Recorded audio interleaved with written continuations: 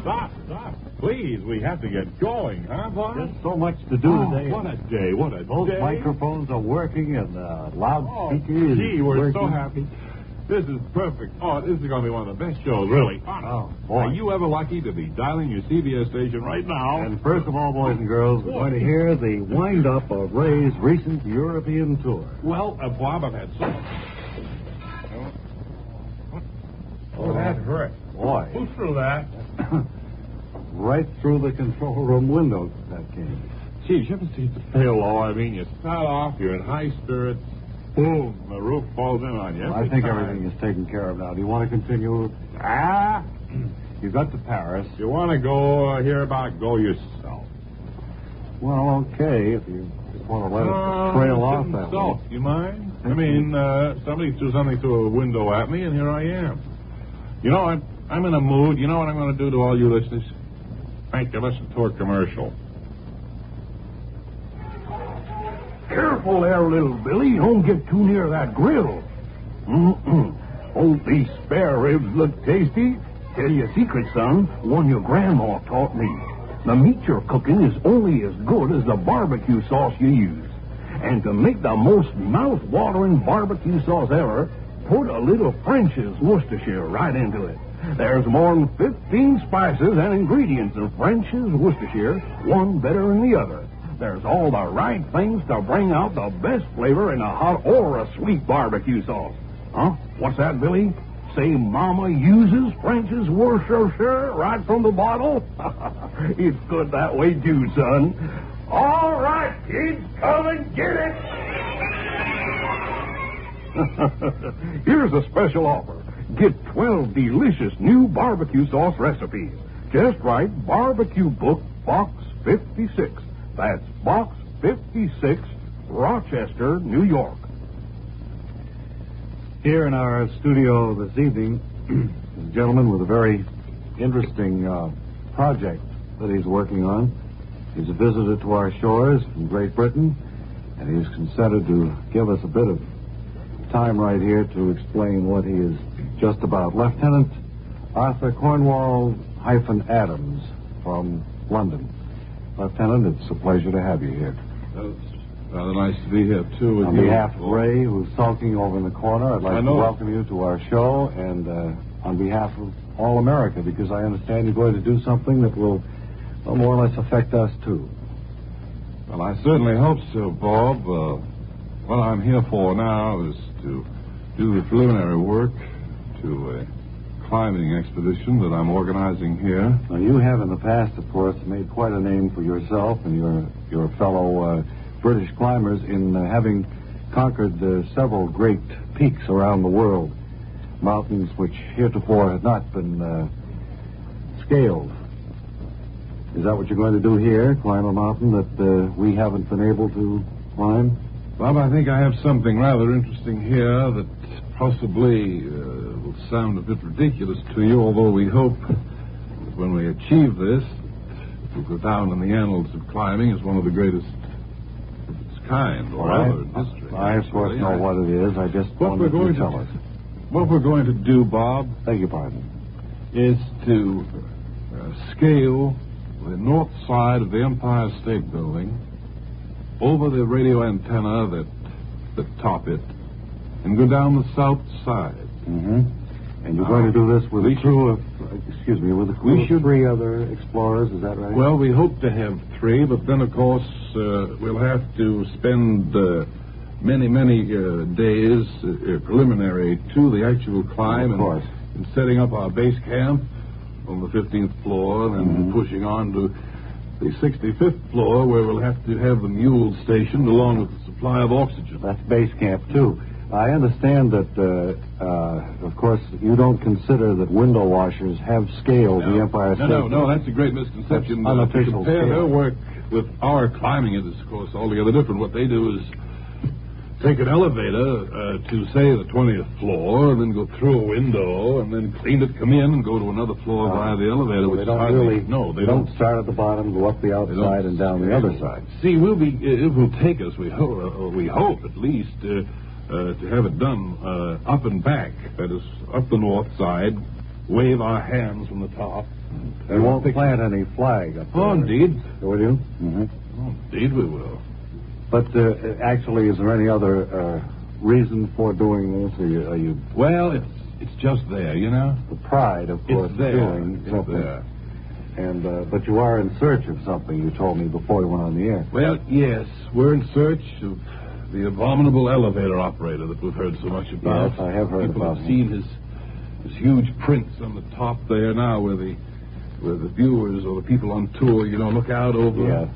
You're a bit much, you know. And you're going to try to get pictures of him for us. That's all. We certainly wouldn't want to tangle with him or capture him. If I could get a picture of the abominable elevator operator, I think that would be... Well, I know that you've got many weeks of preparation ahead of you and your stalwart group, and I hope that you have great success. Is there anything we can do to help in your projected climb? Any type of the Empire encouragement State? at all would be welcome, Bob.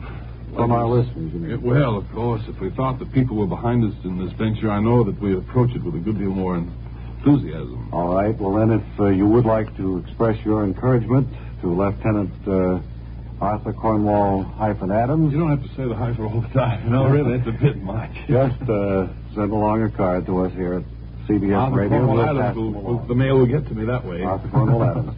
And keep us in touch now. If anything new develops and you get your plans more definitely set, why, let us know. I don't think I'll salt anymore. That sounds like a pretty good idea. I'd like to go with that guy. Well, I think he's pretty well lined up with a crew. But I've always thought I'd like to do something like that. Climb a mountain or a tall building. Hey, well, you did climb Mount Iron when you were younger, outside of Chelmsford, Massachusetts. Robin Hill, yes. Well, that isn't. Now that I've grown up and gone back there, it doesn't seem to be the... No, it's about 50 feet elevation, isn't That's it? right. But when I was a kid, I thought it was tremendous, but it really isn't. I'd rather you didn't bring that up, Bob. It kind of makes me look like a sap. Well, I didn't mean to. You can sulk for another minute. I think I will. Yeah. Thirsty people everywhere prefer ice-cold Pepsi-Cola. And because it's light, it refreshes without filling. Charlie, be sociable. I am, Kay. Pepsi is a favorite of thirsty people from Maine to Hawaii, from Alaska to Florida. Charlie, It's perfect for parties or picnics, so serve Pepsi to your guests. that's helpful, but This is the sociable part. Keep plenty of Pepsi ice-cold and ready. Remember, it goes fast because everybody likes Pepsi. singing still sounds more inviting. May I?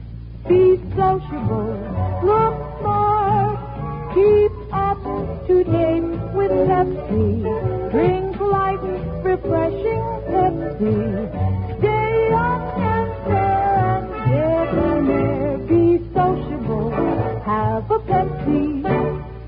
But singing doesn't say, pick up an extra carton of Pepsi today. Better yet, get a case. You do that. We'll certainly do that. Now, we understand we have some very interesting regal guests here in the audience today. We have kings, so to speak. I wonder if the first one over there sitting in the third row with that cardboard crown you're wearing, sir, tell us what king you are. Well, I'm the toothpick king of Mount Kisco, New York. Wonderful. I'm known as. You're known as I gather then that you're one of the chief or biggest manufacturers or salesmen or what? Well, yes, I am a salesman, but I save them as a hobby, kind of. And I've probably got more of them, and I've made more things out of them than anybody. That's why I'm the toothpick king. Wonderful. If we think it's worth it, we'll come back to you later. Right. You want to talk to me? Yes, you are king of what, sir? I'm the piano accordion king of Duluth, Minnesota. Well, now, you're kind of in competition with our own Kirby Ayers here, who's the staff No, he accordion. plays them. I just put them together and sell them. Oh, you build them? Yeah. Then you are a manufacturer of That's right. accordions. What do you make first, the bellows or the keyboard, or is it all made at once? Or how does Well, that you work? don't know. The first thing you do is to gather the materials, the little ivory keys. Mm-hmm. Although we're not using ivory in my Plastic mill, Right. Mm-hmm. And then we make the black keys, and they're plastic too. Then we make the bellows, and we put it together. And we are. I'm the king of it. Anything else? Oh, I can think about it. Well, that makes you the king of it. You want to talk to me? Yes, madam? I'm the chicken a la King King Oh, of Atlanta, Georgia. you're a cook, madam. Is that right? Yeah. Well, wonderful. I love Southern cooking, especially Southern chicken. Well, I've never had Southern chicken a la it's King. a combination of course, Southern and Chinese. So, actually, it's so far south, it's almost Korean. Well, we don't have many restaurants that feature that type around here. No. Maybe you could kind of cook us up a mess after the show. It would be good for all of you. Colorful way of describing it. I've heard it called funnier things than that. Oh. No, but you've heard the expression. I guess maybe it's a down east expression. I'll fix you a mess of dandelion greens.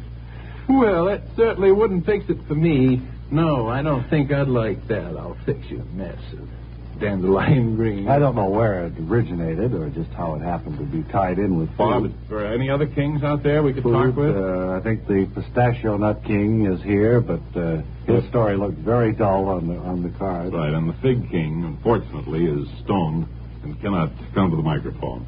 Nor would we permit it even if he could. We wouldn't, ladies and No, gentlemen. that's We one have thing you integrity. can rest assured when you're listening to the Bob and Ray show. There will be no stoned fig kings talking to you from our microphone. I've got to go over to the other microphone and get ready for my Fritos commercial, Ray Goulding. Hey! You'll, introduce me, I'll be all set to go. Okay, now, friends, listen. The Fritos King of America.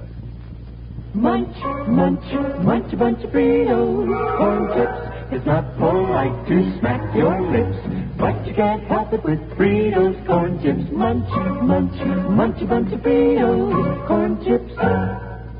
Whenever you have an outdoor party or an outdoor family meal, serve a bowl of crisp, refreshing Fritos corn chips. Watch that bowl empty fast. Fritos are golden chips of corn, just made to munch. Serve them as a snack with sandwiches, salads, or your favorite cold summer drink. Munch, munch, munch a bunch of Fritos corn chips. You'll find king-size Fritos corn chips taste just right whenever the occasion calls for a dip or spread. King-size Fritos are just the right size and texture, big enough for generous dip. Won't break or crumble at the slightest touch. Get Fritos today, Fritos corn chips. Munch a bunch of Fritos corn chips. All right, I'll go. Nice going, Bob. Very, very good professional job, really. I tell you, Never ceased to amaze me at times. yesterday we touched on the fact that we hope to have a tent show traveling around this summer. And we have just a few minutes to chat with some of the prospective members. Tex Blaisdell. Yes? Thanks, what are you going to do in Webley. this show, anyway? Well, I plan to do my rope twirling act. I've added a few new, Down. Not too loud. You talk too loud, Tex. I've added a few new, twists to the rope, and I think maybe it will call for a little bit of colorful, lariat work. I'm going to show my tattoos. Well, aren't you going to do readings, too? I thought you were going to do... That's right. I'll show my tattoos and I'll read. At the same time. For an encore. Yeah, Natalie Attired is going to say some songs, and all in all, it should be a good 3-hour variety show. Well, the thing is now is to get a tent big enough to hold the thousands of people that'll turn out. Well, I'm the tent king, Bob and Ray. Fine. We'll see you in the dressing room right after the show. But if we get the tent, you'll see the show. That's a promise. Yeah, you know what a promise means from us. We can let you know more about that if the plans work out, so probably won't. Now, we'll be back in just 10 seconds.